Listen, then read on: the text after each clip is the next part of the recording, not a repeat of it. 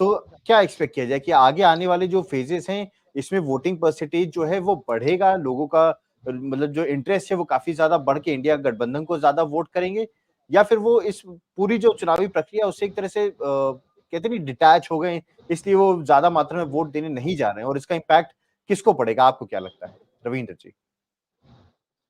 देखिए, पहला तो अगर आप इलेक्शन कैंपेन से देखेंगे तो दो लॉबी काम कर रही है। एक तो इंडिया गठबंधन, एक बीजेपी। एनडीए नहीं है कहीं पर भी, बीजेपी है।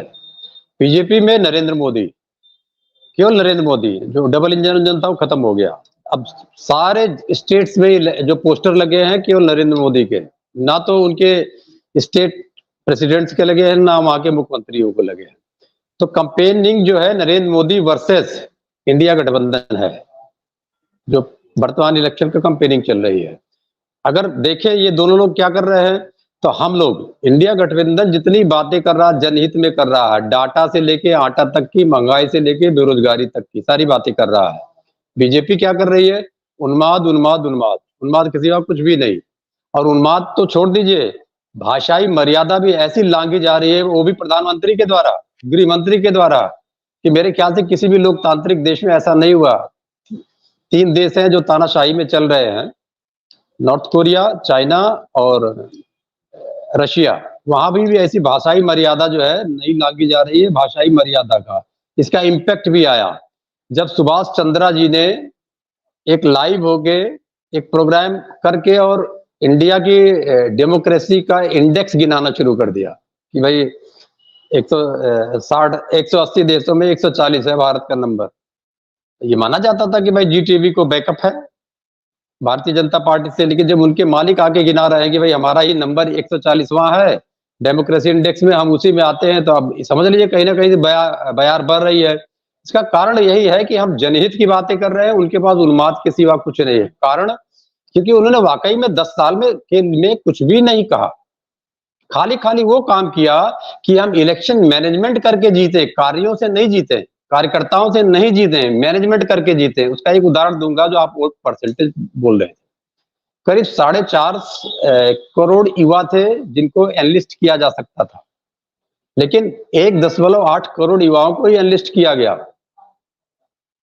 अब ये कोई कहे भाई उन्होंने नहीं कराया, ये काम तो इलेक्शन कमीशन का है और राजनीतिक पार्टियों का है। तो सबसे बड़ी पार्टी, राजनीतिक पार्टी भारतीय जनता पार्टी दावे करती थी कि हर बूथ में 370 वोट बढ़ाएगी, लेकिन ये जो हमारे 4.5 करोड़ युवा हैं, इनको ही एनलिस्ट नहीं करा पाई। पहला कारण है वोट परसेंटेज का कम होने का। दूसरा कारण है कि जो एनलिस्ट भी हो गए ये लोग, उनके प्रति भारतीय जनता पार्टी के जो बूथ लेवल के कार्यकर्ता हैं, क्योंकि जो वर्तमान मोदी सरकार है वो इलेक्शन मैनेजमेंट कर रही है, कार्यकर्ताओं का मैनेजमेंट नहीं कर रही है, तो उनके जो बूथ लेवल कार्यकर्ता है उनको इंटरेस्ट ही नहीं है। क्योंकि मैं लगातार पिछले 2 महीने से बूथों पर ही हूं, तो मुझे दिखाई पड़ता है कि हर बूथ पे भारतीय जनता पार्टी के कार्यकर्ता दिखाई तो पड़ते हैं, लेकिन काम करते हुए एक भी नहीं दिखाई पड़ते हैं। और उनसे मैं जाके अगर पत्रकार की तरह मिलने लग जाता हूं तो बताते हैं उनकी बहुत सारी कमियां गिनाते हैं, तो उसको यहाँ पर जिक्र नहीं किया जा सकता है। तो जो हताशा है भारतीय जनता पार्टी के कार्यकर्ताओं में, जो युवा वोटर नहीं बढ़ा पाए इस बार, वो इलेक्शन परसेंटेज कम करता चला जा रहा है। लेकिन इसके बरखिलाफ जो महंगाई और बेरोजगारी, जो सीएसडीएस का आंकड़ा आया था सर्वे का, कि 50% तो केवल केवल महंगाई और बेरोजगारी कारण है इस चुनाव का, और उसमें मंदिर का मुद्दा आया था 2%।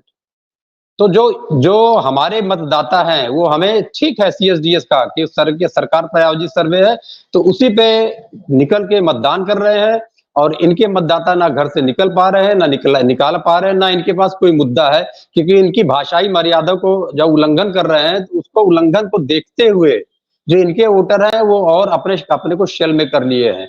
तो ये सारी परिस्थितियां जो बन रही है भारतीय जनता पार्टी को सत्ता से हटाने के लिए बन रही है। धन्यवाद। जी रविंद्र जी, मैं नीलम जी के पास चलूंगा और आज के मुद्दे को लेकर और ओवरऑल जो इलेक्शन की स्थिति बन रही है इसको लेकर कंक्लूजन लेना चाहूंगा।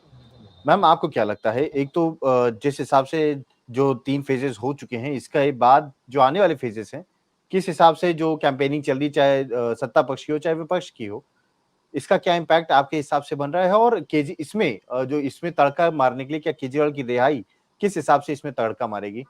आप फाइनल कंक्लूड करिए नीलम जी। देखिए आकाश, जैसे 2004 में इंडिया शाइनिंग में अटल बिहारी जी का हाल हुआ था, कुछ ऐसा ही हम लोग शायद मोदी जी का देखने वाले हैं। उनके जो आसपास के जो सहयोगी हैं, जो एडवाइजर है, शायद उन्होंने उन्हें जमीनी हकीकत से काफी दूर रखा और कुछ ऐसा उनको कहा है कि आप तो बस जीत रहे हैं। आप देखिए उस जीत के नशे में उन्होंने वसुंधरा राजे को साइडलाइन किया, शिवराज चौहान को